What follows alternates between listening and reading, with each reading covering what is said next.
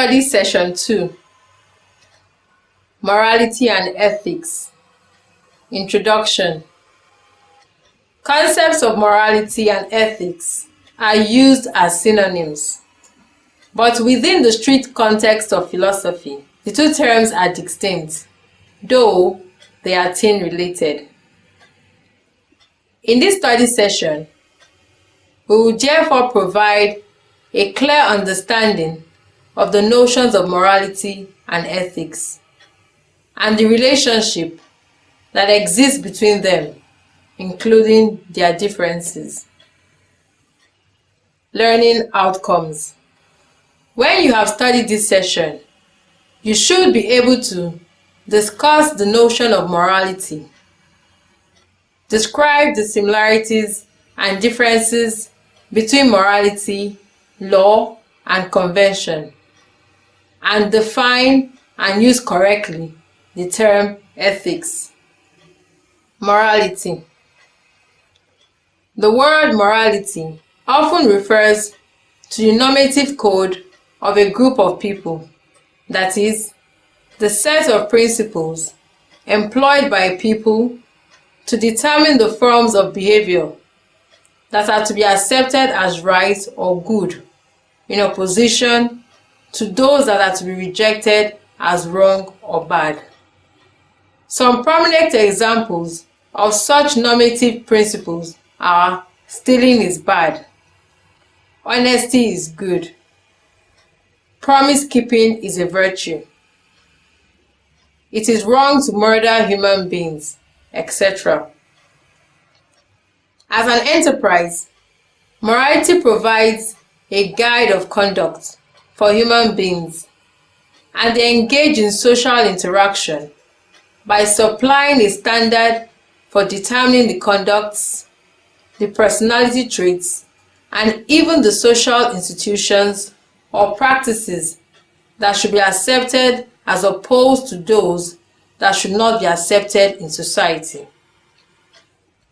This is why it is acceptable to simply describe morality as a venture committed to the specification of the types of conduct people should embrace, the kind of character traits and social institutions or practices that should be accepted and those that should be avoided in society. The idea of morality is essentially social. It is only meaningful because humans interact with one another in society.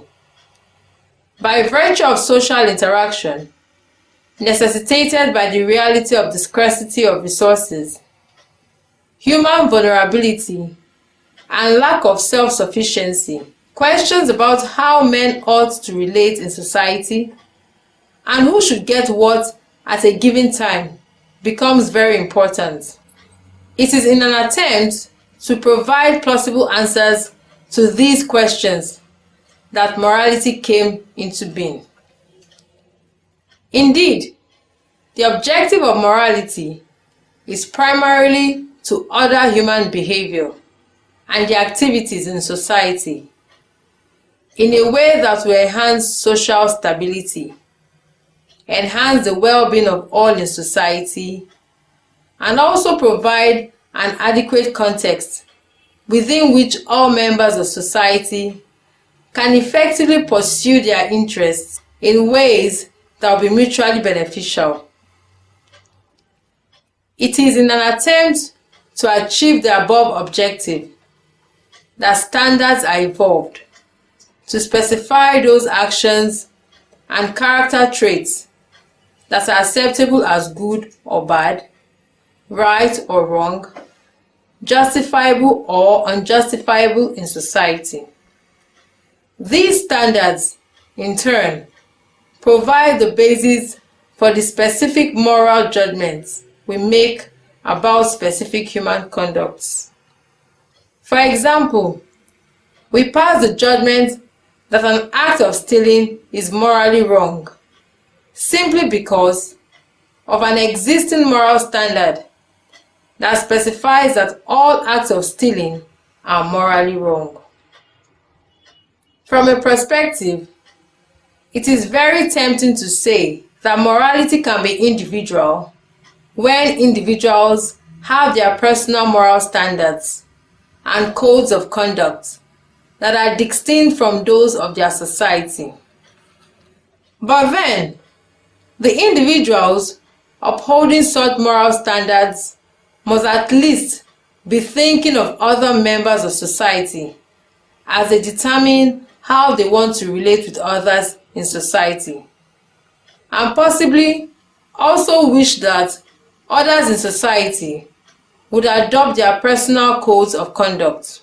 To the extent that the people upholding such personal moral standards take others into consideration, we can reasonably contend that these personal moral standards have sufficient social contents. Indeed, the life of society is a normal atmosphere and training ground of morality. Moral ideas normally develop and are constantly criticized and modified as people engage in social interaction. What makes an issue a moral issue? Obviously, moral issues are about human actions. Non-human actions are usually not appraised from a moral perspective. For instance, it will not make much sense to say of the flood or hurricane that ravages cities, killing multitudes, and destroying vast infrastructural facilities that it has done something immoral. Neither do we normally evaluate the behavior of animals from the moral perspective. The dog that beat a child could not be said to have carried out an immoral thing. Even when we say that the dog has done something bad, we definitely are not using the word bad in a moral sense.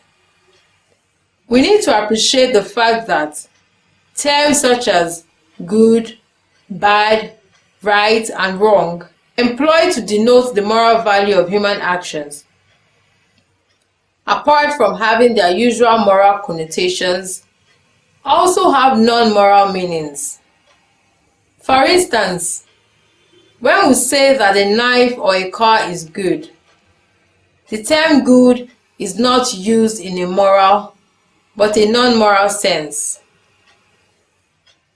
In the latter sense, good is used, for instance, to show that the knife or car is effective in achieving the purpose for which it was made.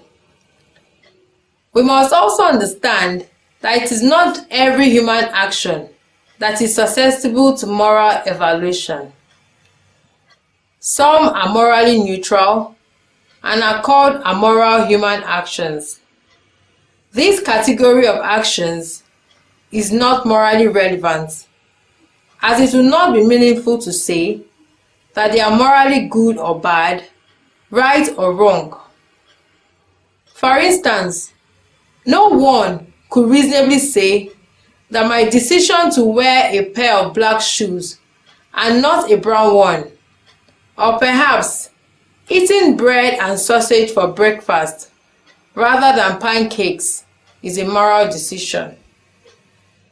Hence, it is important that we are able to distinguish between those human actions that are morally relevant and the ones that are morally irrelevant. The important question to ask now is, what makes an issue a moral issue? Essentially, moral issues are defined by their relevance to the well-being of people in society. For an issue to be moral, it must affect the well-being of people in society, either by increasing or decreasing the harm or benefits that will accrue to them. However, there is a debate over whether or not an issue is a moral issue when only the well-being of the agent is at stake. Apart from the fact that a moral issue is essentially related to human actions and borders on their well-being. It must also be a product of free choice. This suggests that for a human action to be subject to moral evaluation, it must have been an action carried out by the individual as a free agent. It must not be an action carried out under any form of compulsion. Essential features of morality. The following are the distinctive features of morality. 1. The making of normative statements or judgments about specific human actions to the effect that they are either good or bad, right or wrong, just or unjust. Examples are: A. John did something wrong by lying. B. It was right for Sarah to have told the truth.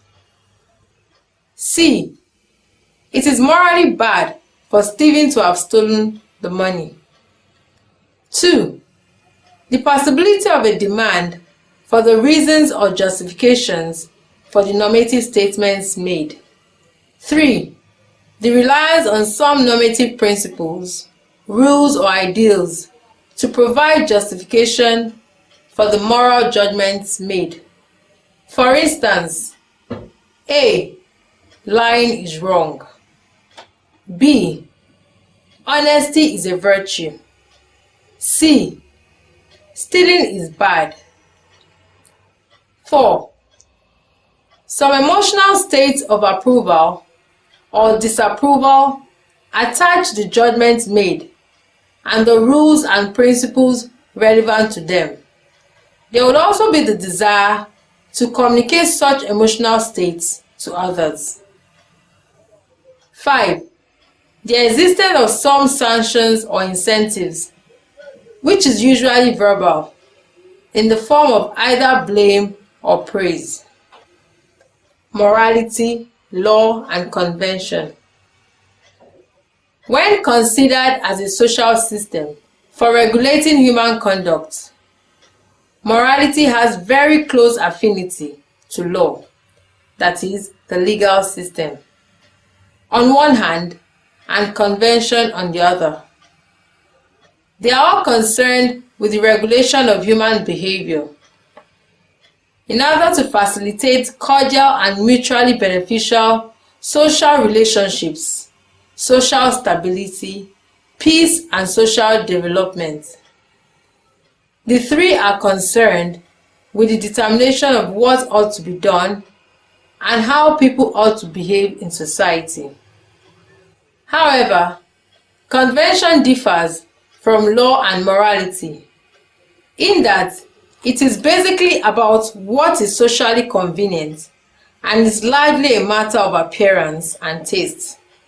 It is simply about the way a people traditionally behave, reinforced by the assumption that they should, for this reason, continue to behave the same way. It is the way a people traditionally conduct its affairs. Examples of conventions include traditional modes of greetings and weddings. Convention does not deal with matters that are socially crucial in the way that morality and law does. This in the sense that while matters of convention may not have any serious and direct implication on the prospect of human well-being, issues of morality and law do. Both, for examples, forbid such acts as murder and stealing, and encourage honesty and respect for human dignity.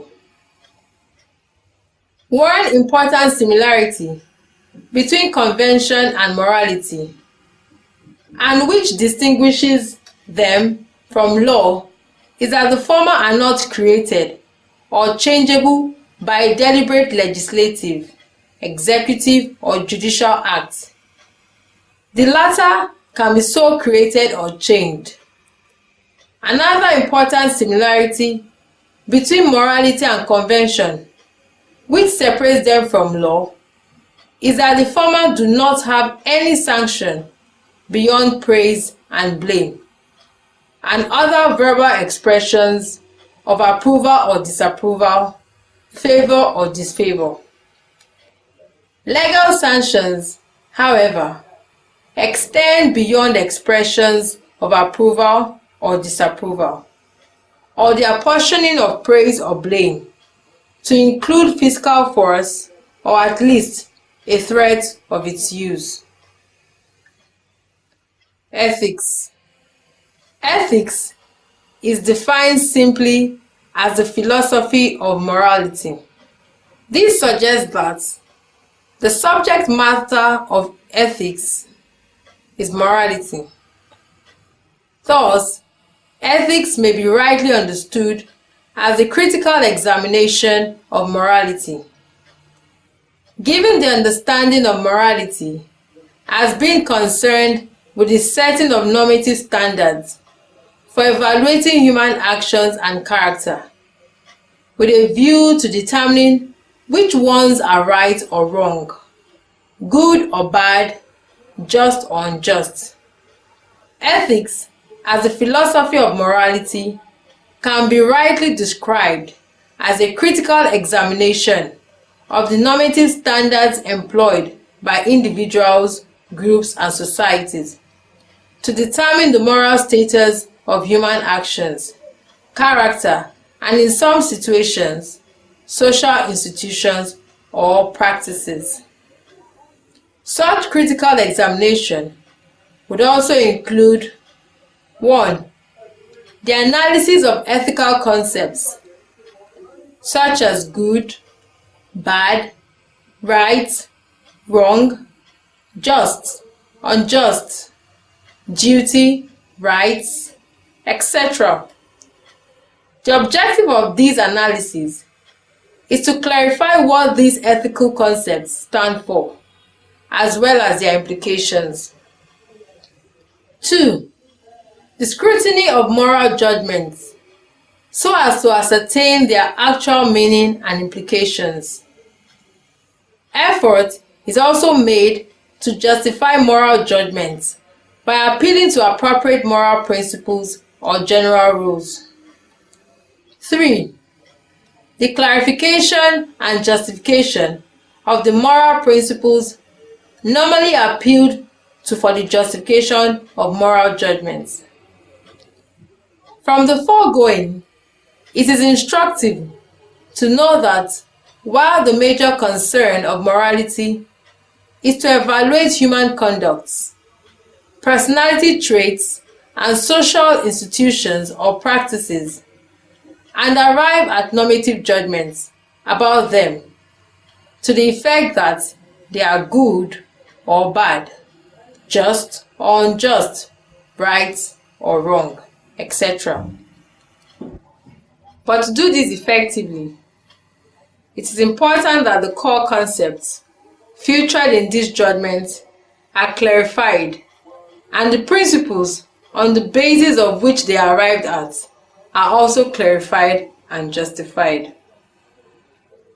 It is relatively common to identify 3 subdivisions of ethics: descriptive ethics, normative ethics, and meta-ethics.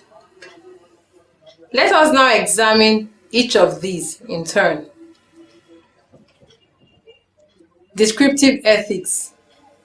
The basic concern of descriptive ethics is to describe the moral positions subscribed to by individuals, groups, or societies. For instance, the claim that Maxwell believes that abortion is morally acceptable, or that stealing is construed as morally good in ancient Greece, falls within the domain of descriptive ethics. These claims merely give a report that can be verified about the moral conviction of Maxwell or the people of ancient Greece. This is the kind of report presented by sociologists and anthropologists, and is denying of being truly philosophical. Normative ethics. Normative ethics is the arena where moral judgments and principles are made. It is often described as the arena of morality proper. Statements such as, "John did something wrong by lying. It was right for Sarah to have told the truth. It is morally bad for Stephen to have stolen the money," are the kind of normative statements that are made in normative ethics. Examples of moral principles that are arrived at in this arena include stealing is wrong, honesty is good, and kindness is a virtue. Such claims are made by practically every person in our daily existence. They are usually arrived at by assessing the actual behaviors of individuals. An important distinction between normative judgments and normative principles is that while the former are about specific human actions or character, the latter is concerned with kinds of actions or character. Besides, the relationship between moral judgments and principles is that the latter is usually appealed to in the making of the latter. Metaethics. In metaethics, the major interest is to subject moral statements, moral principles, and their constituent moral terms to critical examination in order to determine their actual connotations and implications. Philosophers of the analytic school are often of the opinion that this is the basic interest of philosophers and what should be their primary concern in ethics. The reality, however, is that the analysis of ethical concepts, as well as the evaluation of moral judgments and principles, will not even take off until moral concepts that are employed to construct moral judgments and principles have been analyzed and clarified. Thus, the three subdivisions of ethics discussed above appears to be integrally related. Study session summary. In this study session, we focused on the clarification of morality and ethics. While morality is primarily about the setting up of normative standards for assessing human actions, personality traits, and social institutions or practices as acceptable or unacceptable, the concern of ethics is basically to critically evaluate these outputs of morality in order to clarify and justify them. Three major subdivisions of ethics were also identified and briefly examined. These are normative ethics, descriptive ethics, and meta-ethics. End of study session 2. Thank you for listening.